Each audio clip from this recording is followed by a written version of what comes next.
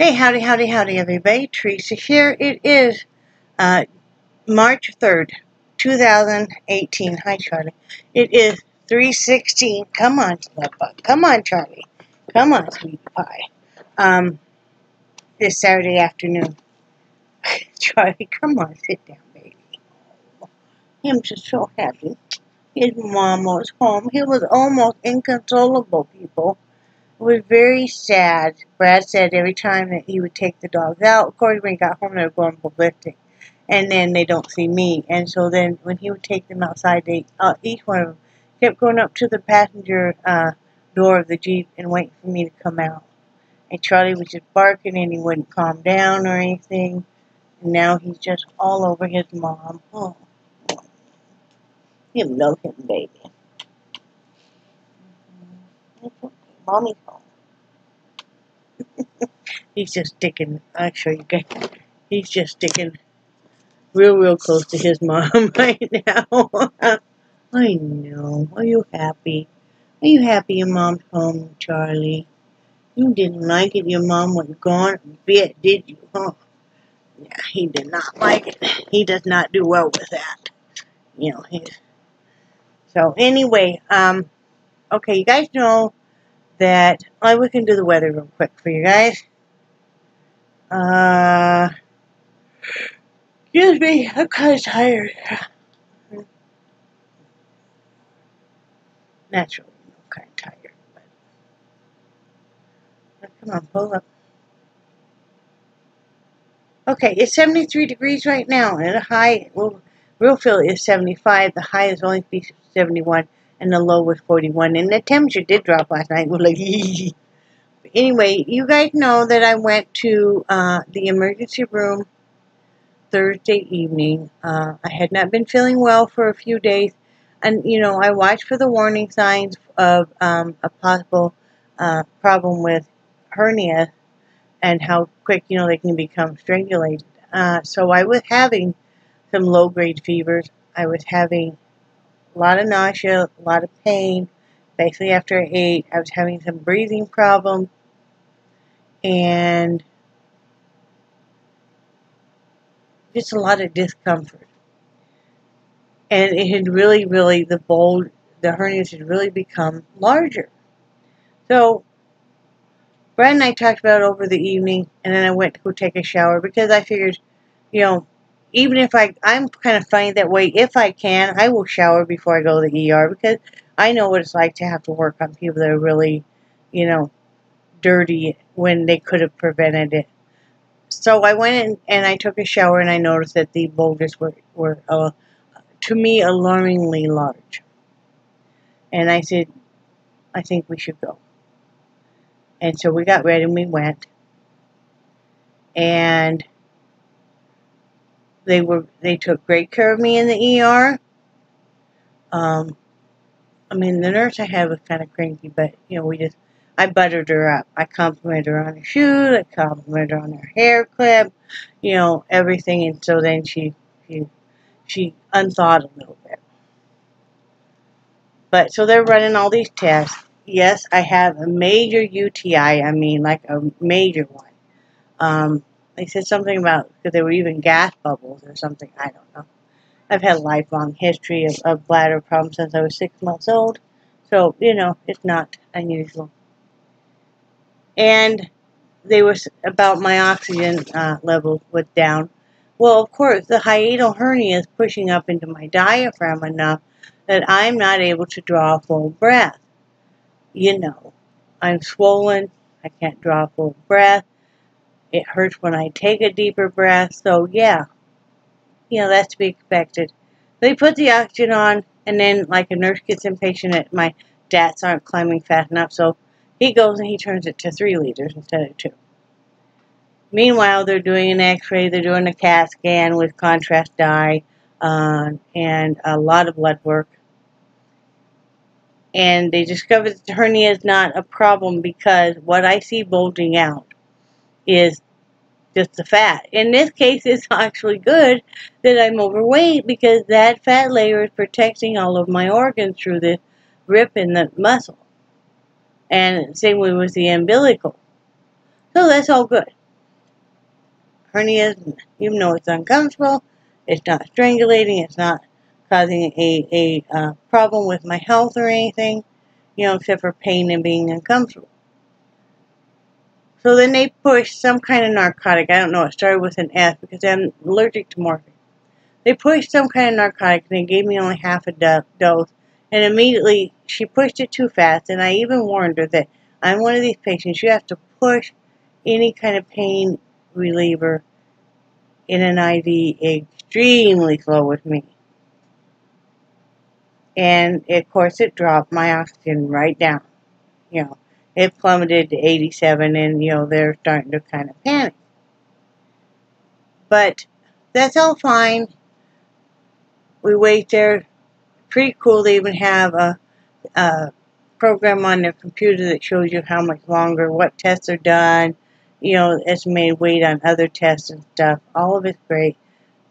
PA comes in and he says, well, we want to admit you because first they tell me that they found some kind of mass between my adrenal gland and my kidney. Then it changed to some kind of mass on my adrenal gland.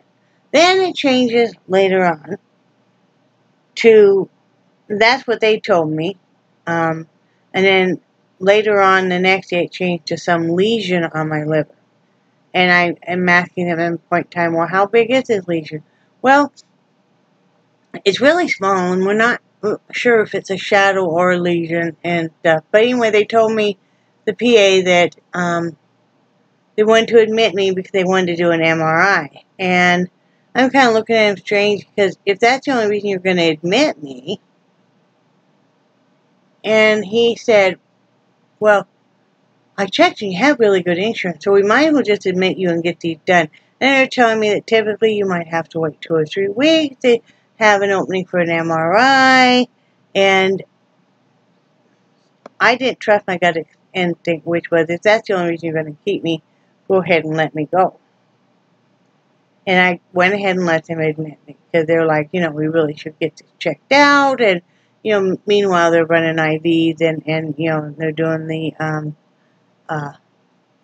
oral or the IV antibiotics and stuff too. And I'm like, okay. Because he's like, it could take 24 to 48 hours. We only have one MRI machine and it's always being used. And I'm like, okay, I can understand that. Because, they're making it sound like that I might have to go home on oxygen, and that I'm so critically ill. And yeah, they did pump me full of antibiotics. Yes, within the course of 12 hours, I'd had 4 doses of IV antibiotics and IVs. And so I let them go ahead and do that. Nobody knew why, but they stuck me in progressive something floor, which is 1 step below ICU, the nurse said. I'm constantly being monitored for my heart. I don't think too much of that because I do have a mitral valve prolapse.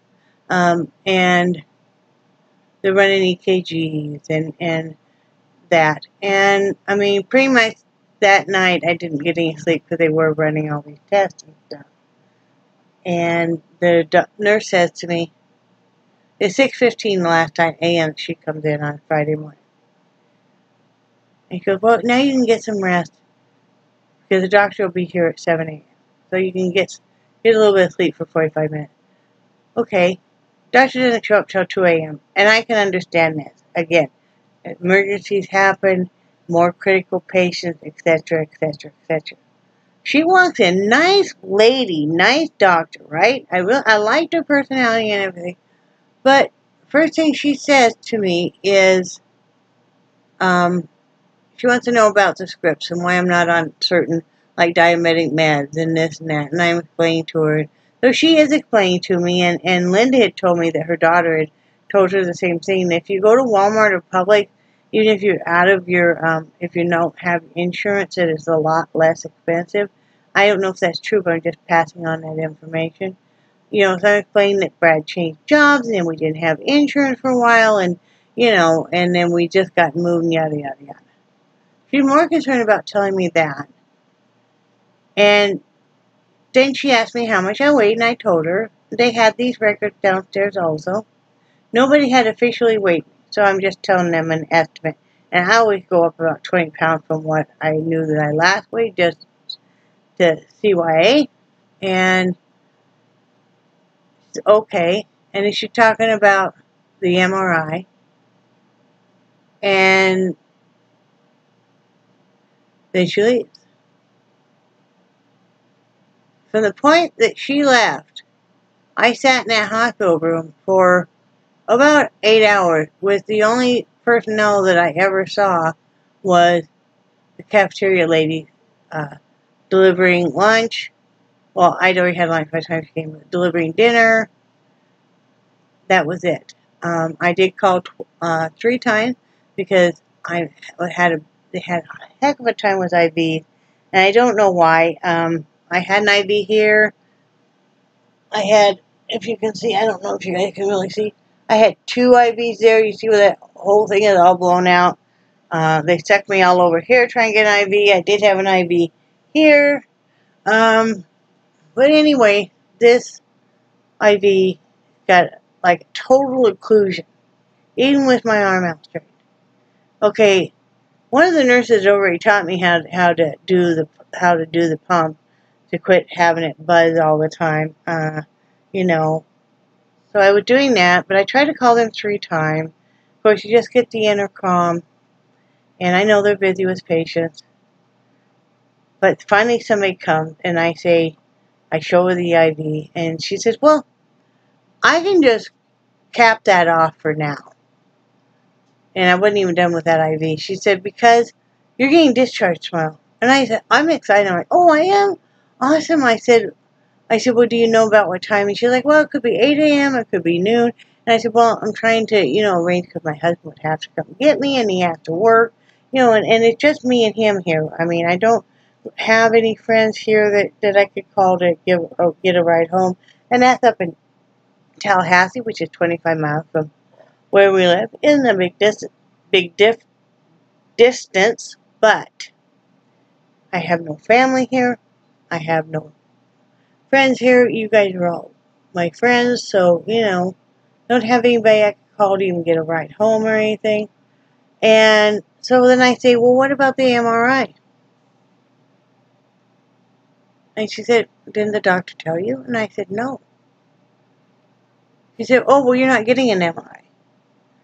They decided that there's weight limits on MRI and that you're over the weight limit," which I can understand, okay? I've run into that before.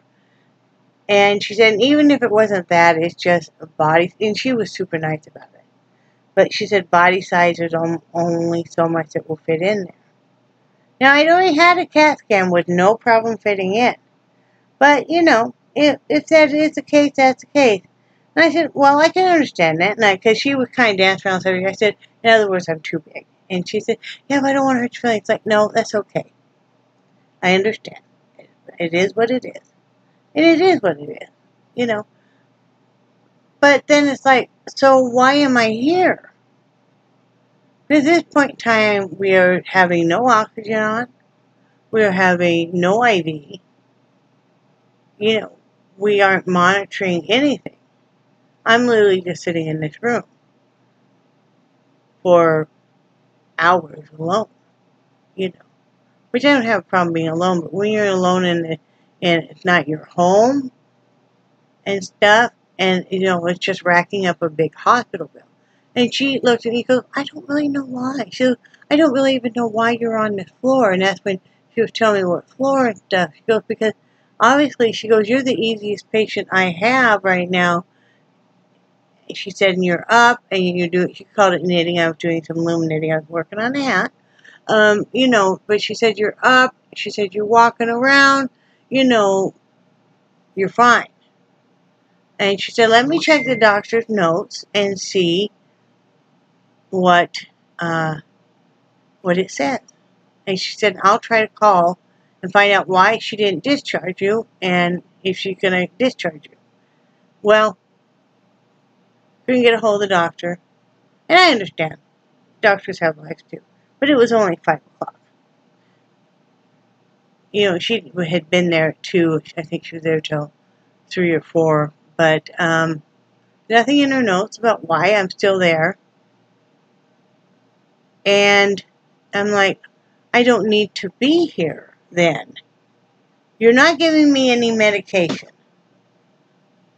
I'm not hooked up to any oxygen. I'm just taking up a room. And she's like, well, yeah, but would it really be that big of a deal if you just got out tomorrow morning? And I mean, she's super nice, and I wasn't, you know, mean with her or anything. I said, I don't understand why I'm here then. And I said, and then I get charged for another night, which is true, you know. And we all know first of the year, most of us haven't met any deductibles, you know. So you know, we're gonna have a big bill. And she said, well, I'll try to get a hold of her. And she understood. And she said, I totally can understand how you feel. I said, it's nothing against you nurses or anything. You've all been outstanding. All the medical staff has been outstanding and stuff, you know. Treating me with a lot of dignity and respect, which us as larger people, sometimes we really worry about that. And, I mean, they were all super good. But they couldn't get a hold of her. And the more I thought of it, it's like, you know, the PA downstairs, and I think he was trying to impress this young intern that was shadowing him, was so gung-ho about, you know, this could be urgent, and we need to have this MRI done right away and stuff. And then all of a sudden, it's not urgent anymore. And because what the doctor had put was that I could schedule with my doctor to have an outpatient MRI at a later date. Okay, so what's going on? Did you not get approved by the insurance? Because they had me fill out all the paperwork for the MRI, because you can't have any metal in your body. You know, I was prepared I'd have to take my bottom denture plate out because it's a partial and it's metal.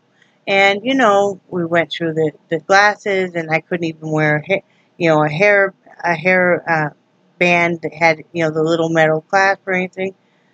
So something massively changed. And I know they knew what size and what my weight was when I came in there. You know, I'm always very frank about it. It's like, hello, it'd be a little hard to pretend that I'm, you know, a size 6.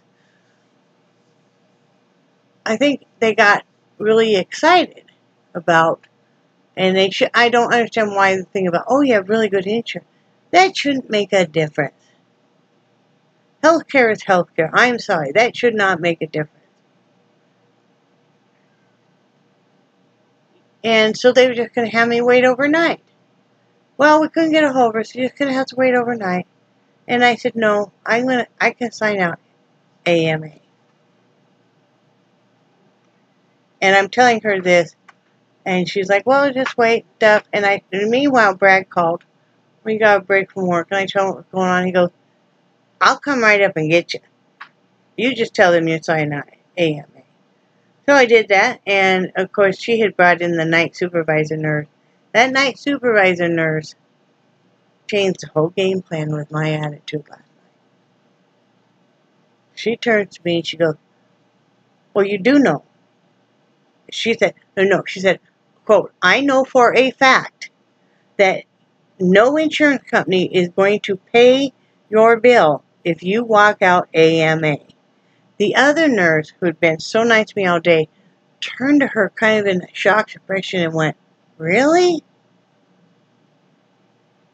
At that point in time, I knew she was probably lying.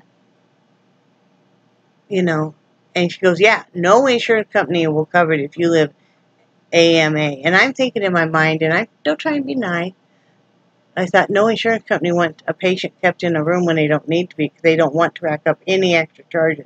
We all know that. And I said, I will fight that. And she goes, well, the bill's at least over $10,000 at this point in time. And I said, okay, so I don't need to be adding more to it. She goes, well, if you're willing to chance it and you're willing to have to pay that bill. And I said, well, I'll fight that, you know, with the insurance company and you know, the hospital. And that was a whole big game changer. It was really funny. Then She said no more about it. The daytime nurse, sweetest gal, came and told me goodbye, and she was getting off work and stuff, and 'cause we had chit chatted, in the morning that morning, and the other nurse came in and brought me my AMA form and had me sign it, and I've left one other time AMA in a hospital, and they still gave me instructions. They gave me prescriptions and stuff. She gave me no instructions, not a prescription one, and said, "You're free to go." So, and she goes, "But I don't know how long we can let you be in this room because we need to get cleaned."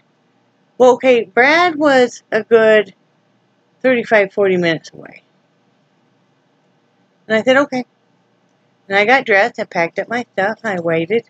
The gentleman did come in by twice, want to clean the room, and I said, well, technically I'm still paying for this room, because I was still paying for the room until midnight.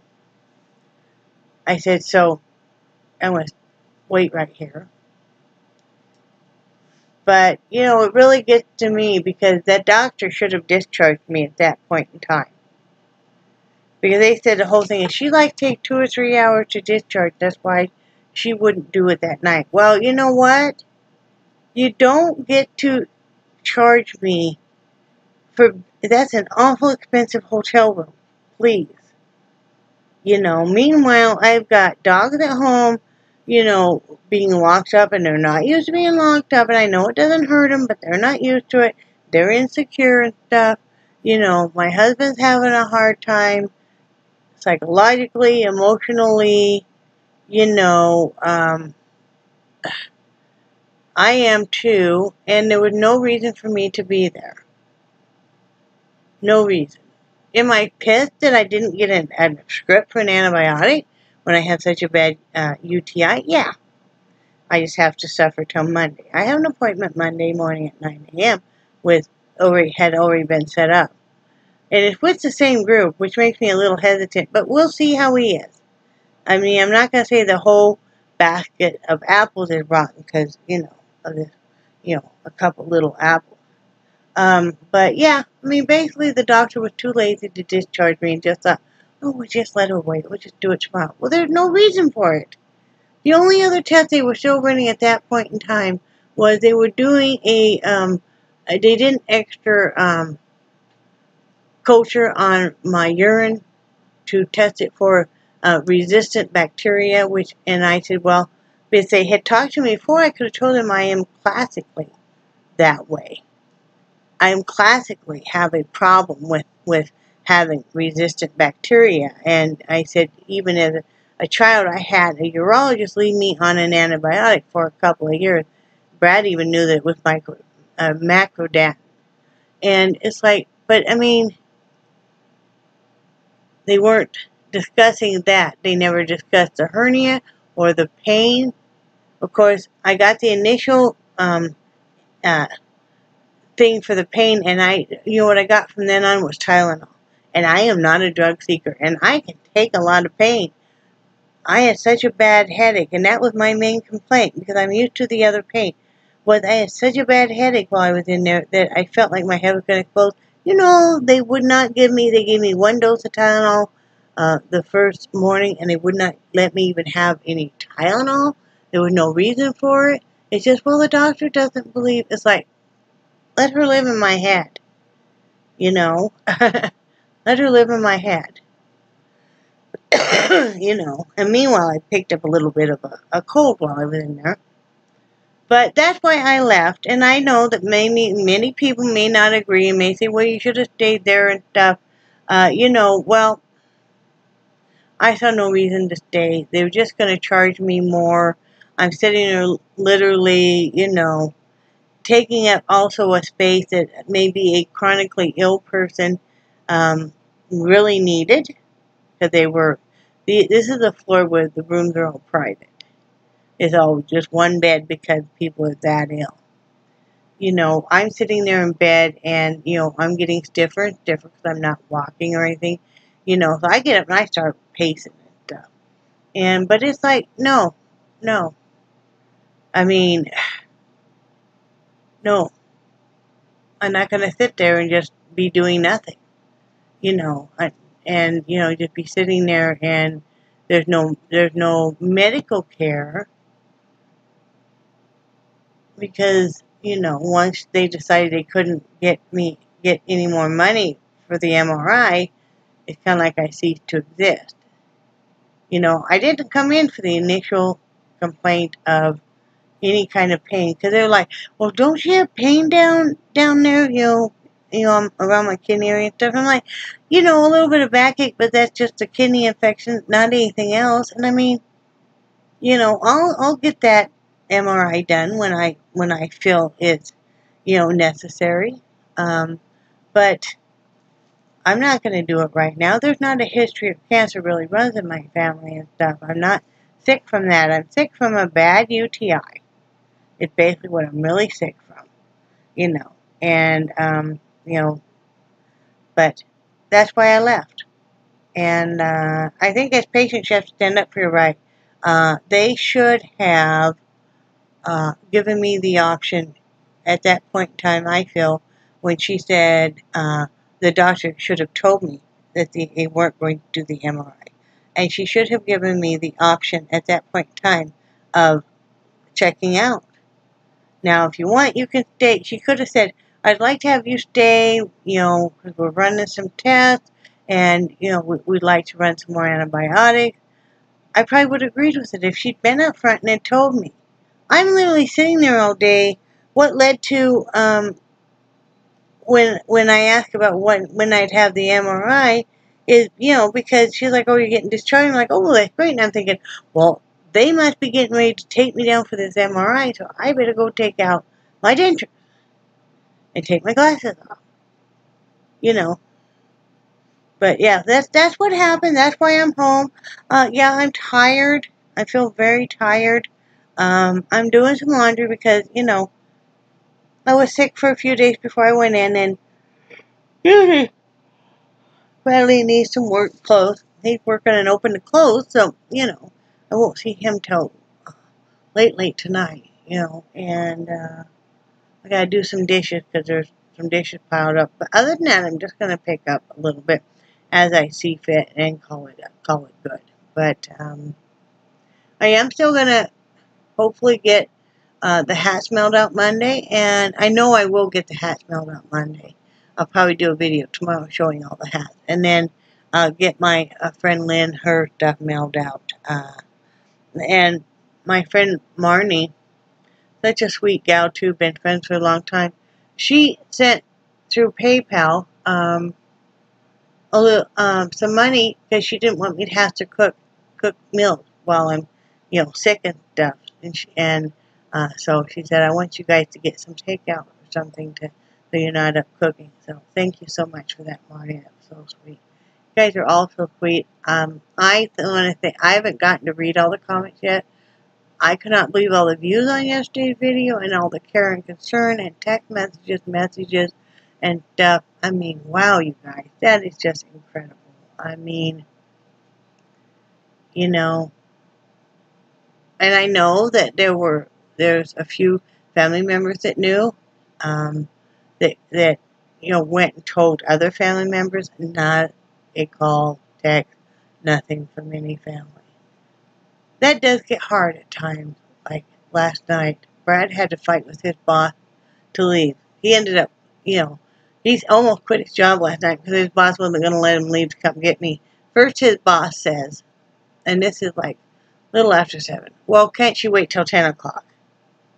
And Brad said, no, I'm not going to have my wife sitting on luggage out on the curb until 10 o'clock at night.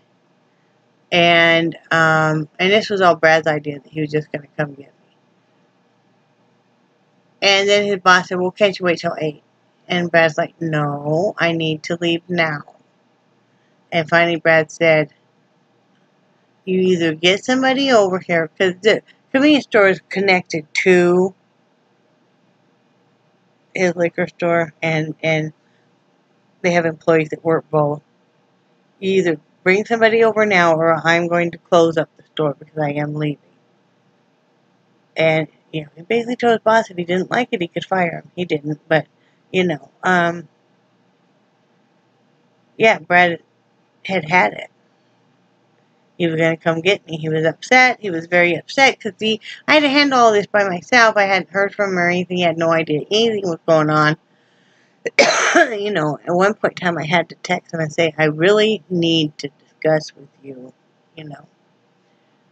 And I understand he has a job doing, he's busy, but it is hard when you have no family around and you have nobody up there at all.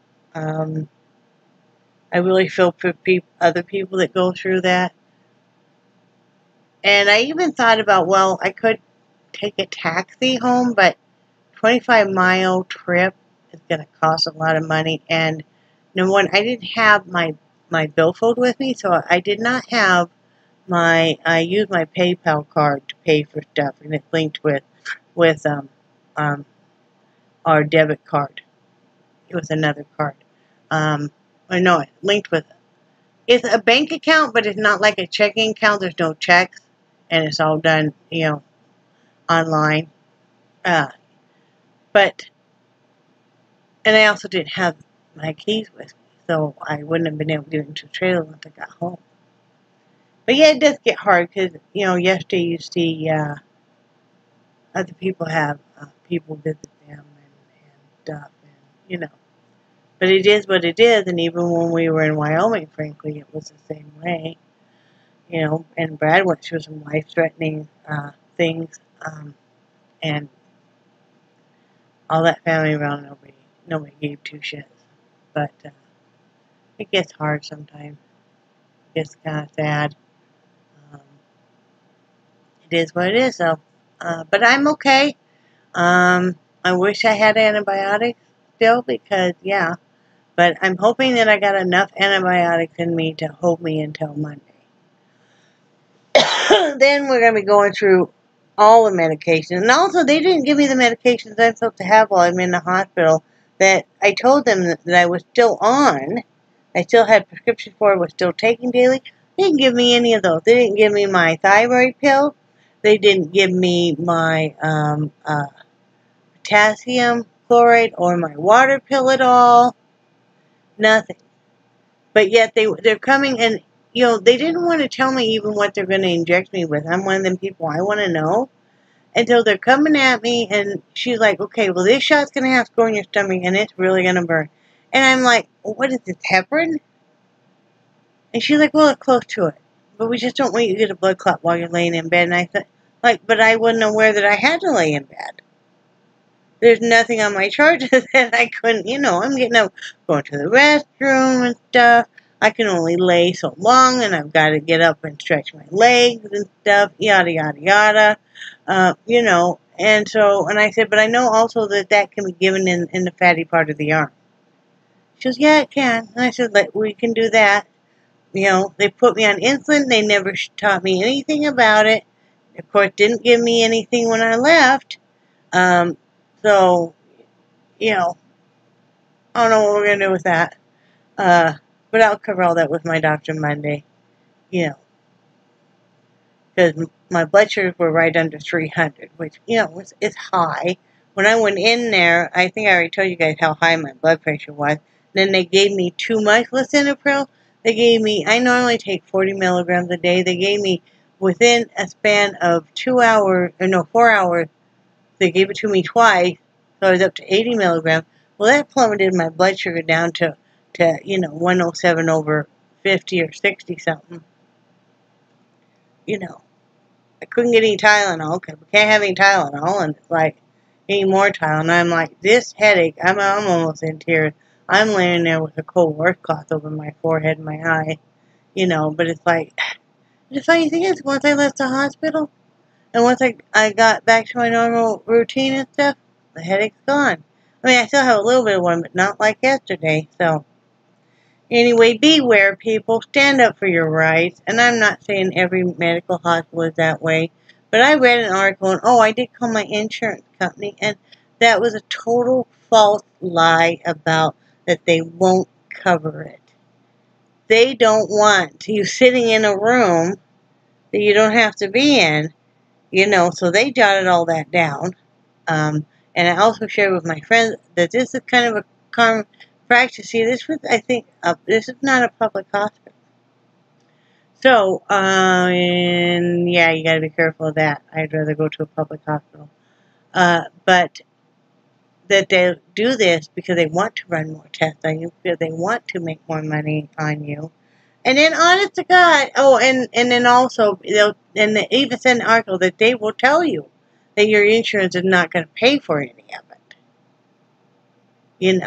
What it really is they have to answer for why do you have people signing out AMA. And then, honest to goodness, the nurse that night, that lovely night nurse that, you're free to go, and she wasn't very nice about it. She was wanted me to do this survey because if they get a bad ranking, they don't get paid as much as over if they get a good ranking, and please be kind, and it's like, well, I wasn't going to, I said I wasn't going to, do anything unkind. I said the nursing staff has been great, and, I didn't mention her. She goes, well, who's been really great? And I told her a couple different nurses. Oh. And she goes, well, I'll get the form and have you fill it out before you leave. She never did. So, whatever. It's my life. It's my body. You don't have a right to make me stay anywhere. I'm not in damn prison. You're not being held on a psych hold. You don't have a right to just make a person stay, because it will be more convenient for you. I have a life. I have a husband that needs me. I have a dog that needs me. I need my husband and my dog. I mean, I got both big dogs right here at my feet right now. They are not, they are not stepping away for anything. And, I mean, they have just been on top of me. Little Missy Mama must have cried for a good, she was funny, good 3 minutes. Just, at least she saw me and just, yeah. Charlie was mad at me last night. He wasn't coming near me. He was mad. He wouldn't let me out of his eyesight, but he wasn't just, yeah. I say his name, he go over to Brad and sit. And look at Brad like, I'm not talking to her. She was gone. He forgave me late last night when we all crawled in bed. So, and Lynn, those platforms for the beds are slated to possibly be in Monday. It will be so nice. That will be so nice. It's all going to work out, guys, but stand up for your right. Don't let these doctors or any medical place, I'm not saying doctors are bad. We would not be alive without them, and I've had some wonderful doctors, but don't let these people dictate. From now on, my suggestion is, and I'm going to do this, and I used to do it. When I go in to see a doctor, I usually bring in a pad of paper and a pen. See, we left too fast. But I will sit there and write down what they say. A lot of times they're a lot more cautious about what they say. And then I also have proof to refer to. And it's also really good if maybe you're upset or maybe there's a lot of stuff going on usually. Especially if you're in an emergency room and they're talking to you and to write it down. To write it down. Or have whoever you're with write it down. And I told Brad also, I'm not going into a hospital again where I'm like that and nobody's there. Because he left and went home as soon as they said they were admitting me. So, and I was scared. And, they had me pumped full of drugs and a lot of stuff going on. And, yeah, so, no, have somebody up there with you, at least during the chronic deal, the chronic situation and stuff. I think it's just a lot safer. Now I know why people do that. Now I know why my grandmother used to do that. When my mother was sick in the hospital, because she had a gallbladder that basically was so infected that it did almost kill her. And my grandmother used to go up there and raise hell with the nursing staff because they hadn't done this or that. The hospital there used to be horrible. Since then, it's turned out to be okay. But the sad thing is, you guys, we moved to Florida to get better medical care. We moved here number one, my doctor said it would be better for my health because I was having a lot of breathing problems, a lot of asthma problems, and stuff. And then with the fibromyalgia and stuff, it's hard to walk and stuff with the real cold weather and everything. And also for Brad with his neuropathy, being diabetic and stuff. So we moved here to get better medical care, and we have had such a hard time. We've met some wonderful doctors, but they won't do follow-up with calling in prescriptions. When it takes you 6 weeks to get a prescription, or you can't get them to ever call for the refill. And when your pharmacy is saying, it's this doctor's office, we always have trouble with them. You know, that's why we changed doctors again. And we loved our PA that we had. We just couldn't get her to fill any prescriptions or refill any. Well, it does us no good. And I resent the hell out of the fact that you tell us, and we know how dangerous it is, being diabetic, not being on medication, but then you don't make sure you fill them. I mean, that should be a crime. Probably is. But yeah, we all got to start standing up for ourselves. Because what has happened is that some of these private hospitals and stuff too have become where it's all about the money instead of about the health care. And you know, and yeah, so not cool. Anyway, this video is really long and I'm sorry. So, you know, if you stuck with me through it all, love you. And if you didn't, I still love you. And as you can tell, I'm okay. And I'm a tough old bird, guys. I am. I've fought health issues all of my life. I'm not giving up. You know, if you don't like the doctor you have, don't give up. Just keep going until you find one. We had a great one in Wyoming. We did hate to have to say goodbye to him. So, anyway, I love you guys, and I do cherish your friendship. And it might take me a couple of days to get your comments answered. So, please know that I do care. And I think you're awesome. And I'll talk to you tomorrow, okay? Okay. Love you. Bye.